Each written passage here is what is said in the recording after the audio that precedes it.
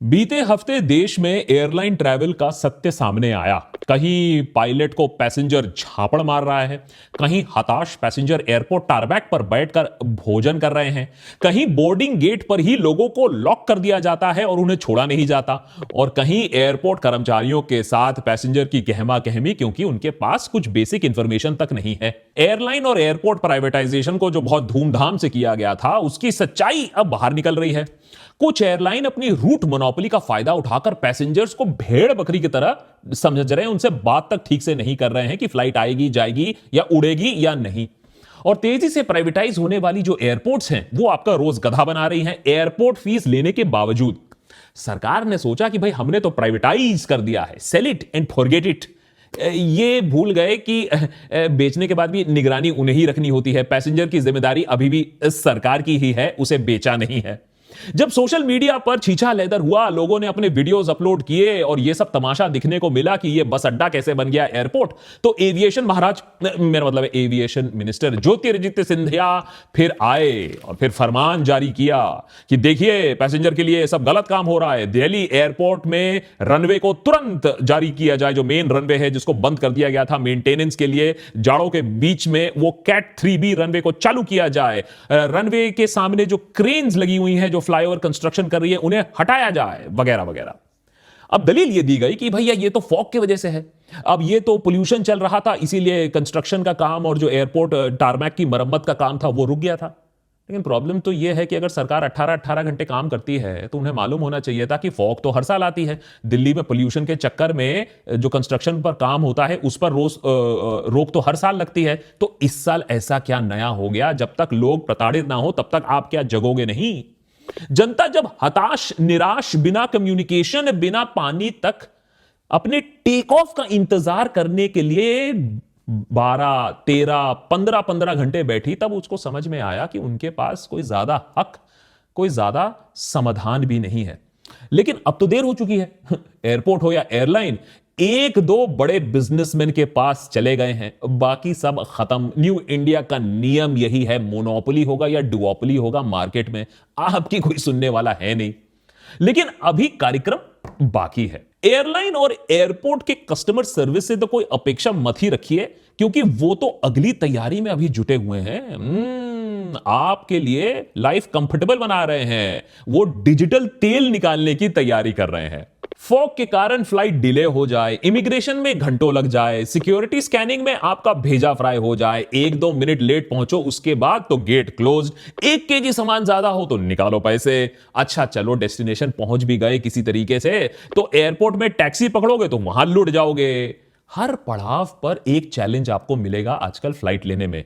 एक टाइम हुआ करता था जब एक फ्लाइट लेना एक एक्साइटिंग एक्सपीरियंस होता था, अब तो लोग कहते हैं सिर्फ नाइटमेयर ही है। लेकिन इस सब नाइटमेयर के बीच जो सरकार है उसका एक फोकस है कि एक चीज बिल्कुल सीमलेस इंप्लीमेंटेशन हो और उसमें आपको इंक्लूड किया जाए। जो भी समस्या आपको एक फ्लाइट में लेने हो, एक जगह आपको यह दिक्कत नहीं आने वाली है। और दिक्कत अगर आ भी गई तो आपके लिए फुल अटेंशन भी रहेगा, फुल कस्टमर सर्विस भी आपको मिलेगा। और वो है आपका एयरपोर्ट में प्रवेश और आईडी चेक विद डिजी यात्रा, एक मास्टर स्ट्रोक जिससे आपका सफर सुहाना हो जाएगा। कम से कम सरकार तो हमें यही बताना चाहती है। 2018 में सुरेश प्रभु ने डिजी यात्रा की घोषणा की, 2022 में इसे इंट्रोड्यूस किया गया। एक कॉन्टैक्टलेस, एक सीमलेस, एक पेपरलेस, आपका मान लीजिए digital boarding pass based on your facial recognition. आज के डेट में 13 एयरपोर्ट में डिजी यात्रा सिस्टम को चालू कर दिया गया है और जल्द ही सारे एयरपोर्ट्स में यही सिस्टम आपको मिलेगा। लेकिन जैसे लोगों को प्राइवेटाइजेशन विदाउट गवर्नमेंट मॉनिटरिंग के नतीजे बाद में मालूम चले, ठीक वैसे ही सर्वेलेंस विदाउट कंट्रोल के बारे में आपको बाद में मालूम चलेगा। अभी तो आप गाली दोगे, बाद में आपको मालूम चलेगा, लेकिन तब तक बहुत लेट हो जाएगा। सरकार का कहना है कि ये जो सारा सिस्टम है डिजी यात्रा का, इसको तेजी से इंप्लीमेंट किया जा रहा है आपके और मेरे कंफर्ट के लिए। सरकार को कितनी चिंता है हमारे कंफर्ट के लिए। लेकिन अगर चिंता इतनी होती तो फ्लाइट का टाइम एक्चुअली क्या है, कितना लेट है, क्यों लेट है, वो हमें थोड़ा बता देते, या फिर सिक्योरिटी चेक में 2 और काउंटर्स लगा देते, या इमिग्रेशन में घंटों नहीं खड़ा करवाते। लेकिन फोकस सिर्फ डिजी यात्रा पर है और इसके लिए थोड़ा सा डाउट तो मन में उत्पन्न होता है कि ये क्रोनोलॉजी चल क्या रही है। सरकार कहती है कि डिजी यात्रा से आपके प्राइवेसी को कोई खतरा नहीं है, इसका कोई दुरुपयोग नहीं होगा। बिल्कुल जैसे आधार जब इंट्रोड्यूस हुआ था, सरकार ने आपको दिलासा दिया था कुछ नहीं होगा, कोई दर्द नहीं होगा आपको। हमारा आधार कितना सेफ, कितना फूल प्रूफ होने वाला था। 13-13 फुट कंक्रीट दीवारों के पीछे हमारा आधार डेटा होने वाला था। आज आधार न प्रूफ ऑफ सिटीजनशिप है, न प्रूफ ऑफ रेजिडेंस है, लेकिन आए दिन आप अखबारों में पढ़ते रहोगे कि आधार बेस्ड स्कैम कैसे हो रहा है, लोगों के बैंक अकाउंट कैसे खाली हो रहे हैं। सबसे बड़ी समस्या है कि ये डिजी यात्रा कौन चलाता है? ना ना ना, एयरपोर्ट सिक्योरिटी का मामला जरूर है, लेकिन सरकार डिजी यात्रा को डायरेक्टली नहीं चलाती है। इस सिस्टम को डिजी यात्रा फाउंडेशन चलाती है, जो कि एक जॉइंट वेंचर है between the airports authority of India, 26% control, जो कि सरकारी आप मान सकते हैं, and airports of Bangalore, Bombay, Delhi, Hyderabad and Kochi, जिनके पास 74% ऑफ द शेयर्स है, जो कि प्राइवेट है। तो first and foremost, airport entry जो सिस्टम है वो टेक्निकली एक प्राइवेट एंटिटी संभाल रही है, गवर्नमेंट माइनॉरिटी स्टेक होल्डर है। दूसरी समस्या, चलो मानो एयरलाइंस, एयरपोर्ट और अब एयरपोर्ट सिक्योरिटी को भी प्राइवेटाइज कर रहे हो, सब बेच दो, लेकिन ये जोर जबरदस्ती क्यों कर रहे हो? अगर प्रॉफिट मोटिव नहीं है, अगर पैसेंजर का डेटा खाना नहीं है, अगर हमारे कंफर्ट के लिए ये चीज की जा रही है, वो तो हम खुद ही अपने आप को अपना लेंगे। आप क्यों पड़े हो इस सिस्टम को हमारे हलक में उतारने के लिए? डिजी यात्रा के काउंटर्स बढ़ाना, फास्ट लेन क्रिएट करना, नॉर्मल काउंटर्स को घटा देना, अब तो लोगों को बिना बताए आप उन्हें डिजी यात्रा सिस्टम पे लॉगिन भी कर दे रहे हो। लोग भी मस्ती से जैसे अपना पहले आधार देते थे, आधार डेटा दे देते थे, प्राइवेसी का कोई ख्याल नहीं था, अब वो अपने बायोमेट्रिक्स भी दे दे रहे हैं एक प्राइवेट कंपनी को बिना किसी सवाल पूछे। वेल, मोस्ट ऑफ देम, देशभक्त फैमिली ऑफ कोर्स अलग है। देखिए, डिजी यात्रा को लेकर दो किस्म के हमें रिएक्शंस आजकल देखने को मिलते हैं। सरकार ने किया है, कुछ ठीक ही किया होगा, ऑल इज वेल, दे दो डेटा, दे दो अपना बायोमेट्रिक्स भी। और दूसरा रिएक्शन जो हमें मिलता है वो ये है कि भैया साइड हटो, पहले फोन नंबर लिया, फिर आधार नंबर लिया, फिर प्राइवेट डिटेल्स लिया, इतना सब कुछ ले चुके हो, अब फेशियल डेटा भी ले लो, हमारी प्राइवेसी बिल्कुल खत्म कर दोगे क्या? नहीं देंगे, इसका गलत इस्तेमाल तुम लोग करोगे। ये जो दूसरा ग्रुप है ना, ये वही लोग हैं जिन्होंने अपने आधार को हर जगह लिंक कराने से शुरुआत से ही मना किया था, और ये सही भी निकले। अब पहले गाली जरूर पड़ी, लेकिन बाद में सही जरूर निकले। आज बैंक्स भी कह रही हैं कि एसेंशियल नहीं है तो अपना आधार डीलिंक कर दो पेमेंट सिस्टम से। ये समझदार इसलिए हैं क्योंकि ये अपने गले में ना बोर्ड लगाकर नहीं घूमते हैं, ये लो मेरा नाम, ये लो मेरा सारा इंफॉर्मेशन, एड्रेस, मेरे फोन नंबर्स, इससे एड्स मुझे दो, प्रमोशन दो, स्कैम कर लो, फिशिंग कर लो। अब आधार डेटा के बाद अब आपकी फेशियल आईडी का इसी तरीके से दुरुपयोग होगा। इस वजह से हम देशभक्त पर भी नॉर्ड वीपीएन का इस्तेमाल करते हैं, ताकि हम अपनी ऑनलाइन आइडेंटिटी और इंफॉर्मेशन को सुरक्षित रख पाएं। नॉर्ड आज हमारे एपिसोड के पार्टनर्स भी हैं, और ये एक एसेंशियल डिजिटल टूल है जो आपका सारा इंफॉर्मेशन इंक्रिप्टेड रखती है, इंटरनेट पर किसी साइट को ब्लॉक होने नहीं देती है, उसके साथ साथ ऑनलाइन थ्रेट ट्रैकिंग से भी आपको बचाती है। मैं क्या कर रहा हूं, मैं किससे बात कर रहा हूं, मैं क्या परचेस कर रहा हूं, क्या रिसर्च कर रहा हूं, कोई भी गवर्नमेंट एजेंसी या कोई भी एड सेलर मुझे ट्रैक नहीं कर सकता है, मुझे स्पैम नहीं कर सकता है। फॉर एग्जांपल, अगर सरकार किसी ट्विटर अकाउंट को विथहोल्ड कर लेती है without giving any clear reason India में, तो मैं नॉर्ड वीपीएन का इस्तेमाल करके देख सकता हूं उस हैंडल को या उस वेबसाइट को, उसको ट्रैक कर सकता हूं, पढ़ सकता हूं कि इसमें ऐसा लिखा क्या था जिसके वजह से इसे सरकार ने ब्लॉक किया। सो बेसिकली जो भी इंफॉर्मेशन आपके देश में लॉक्ड है, ब्लॉक्ड है, उसे अनलॉक किया जा सकता है, और साथ ही साथ आपका इंफॉर्मेशन भी बिल्कुल सेफ रहता है। अगर आप साइन अप करते हैं फॉर NordVPN वाया nordvpn.com/देशभक्त, तो आपको 2 साल का प्लान के साथ साथ आपको मिलता है a huge discount and 4 additional months of subscription, बिल्कुल फ्री। लेकिन ये एक YouTube एक्सक्लूसिव डील है, तो अगर आप बेस्ट डील चाहते हो तो इस लिंक पर क्लिक कर दो जो मैंने नीचे डिस्क्रिप्शन बॉक्स में दिया हुआ है, nordvpn.com/देशभक्त। It's also risk free, Nord's 30-day money back guarantee है। अगर आपको अच्छा नहीं लगे तो आप इसे कैंसिल भी कर सकते हो। चलो बैक टू द स्टोरी। अभी तक तो हमने बात किया प्रॉब्लम नंबर 1, सरकार डिजी यात्रा को चलाती ही नहीं है, it's a private entity. Number 2 problem, क्या आपकी प्राइवेसी सेफ है जब सरकार इसे आपको फोर्स कर रही है। प्रॉब्लम नंबर 3, डिजी यात्रा को किसी कारण हेतु आरटीआई के एम्बिट से बाहर रखा गया है। सरकार कहती है कि भाई आपका डेटा सिक्योर रखा जाएगा, इसमें आप हम भरोसा करिए, उसका गलत उपयोग नहीं होगा, इस चीज का हम ऑडिट करेंगे। लेकिन आपको और मुझे पता नहीं है कि यह ऑडिट कब होगा, क्यों होगा, इस ऑडिट का रिजल्ट क्या होगा, क्योंकि यह आरटीआई से बाहर है। एक और प्रॉब्लम, जब आपकी गाड़ी की इंश्योरेंस रिन्यूअल का समय आता है तो आपके पास भी कॉल्स क्या भरमार हो जाती है। लोग आपको इंश्योरेंस बेचने की कोशिश करते हैं, आपके सारे डिटेल्स जानते हैं, आपका नाम, आपका एड्रेस, आपके गाड़ी के डिटेल्स, आपने गाड़ी कब खरीदी थी।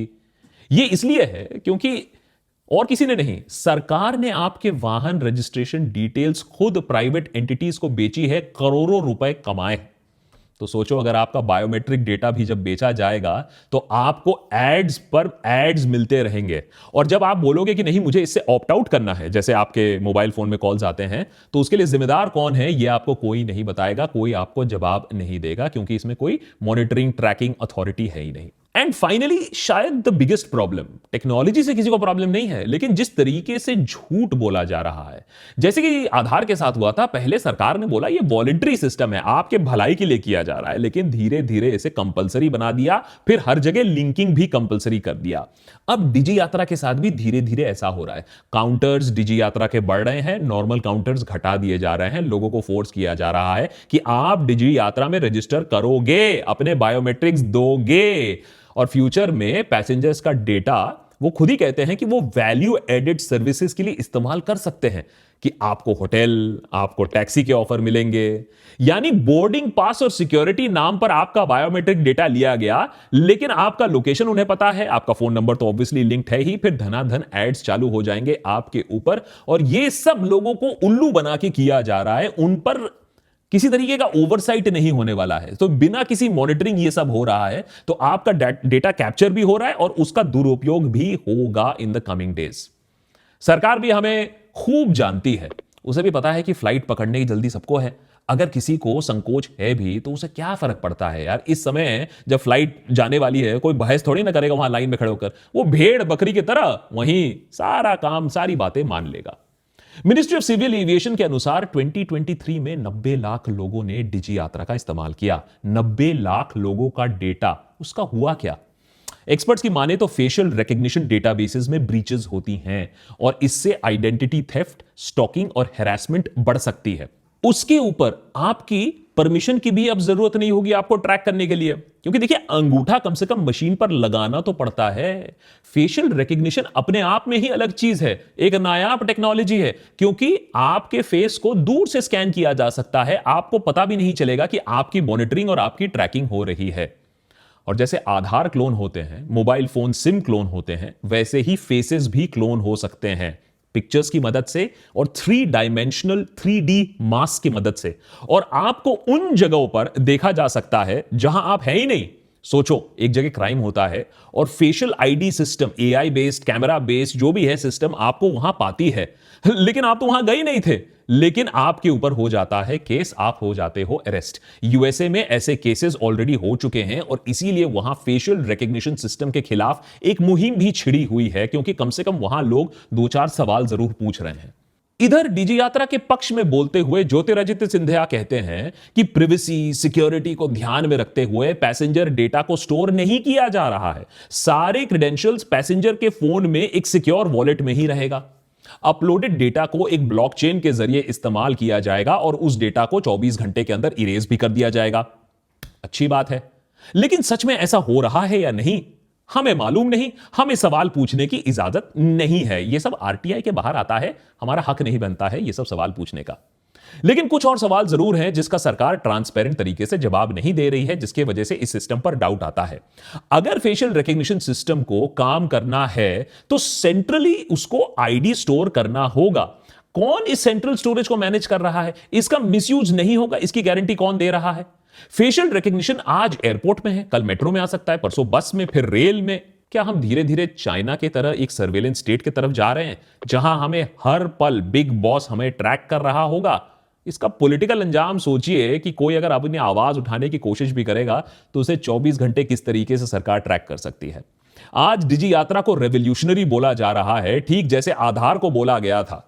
लेकिन क्या डिजी यात्रा की वीकनेसेस को स्टडी किया गया है? क्या एक्सपर्ट्स की बात सुनी गई है, जैसे कि आधार के समय नहीं सुनी गई थी? अगर सिस्टम इतना अच्छा है तो उसे हमारे गले क्यों उतारा जा रहा है इस तरीके से? लोगों को बिना बताए, बिना पूछे उन्हें इनरोल क्यों किया जा रहा है? जब इन सवालों के जवाब नहीं मिलते हैं तब जाकर यह सिस्टम थोड़ा सा क्वेश्चनेबल लगता है। ठीक है, टेक्नोलॉजी इज ग्रेट, देशभक्त पर हम नई नई टेक्नोलॉजी रोज इस्तेमाल करते हैं, हम तो बहुत फैंस हैं टेक्नोलॉजी के।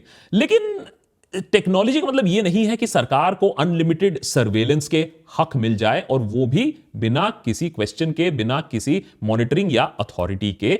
इसीलिए इस सिस्टम को थोड़ा सा समझना और जरूरी है।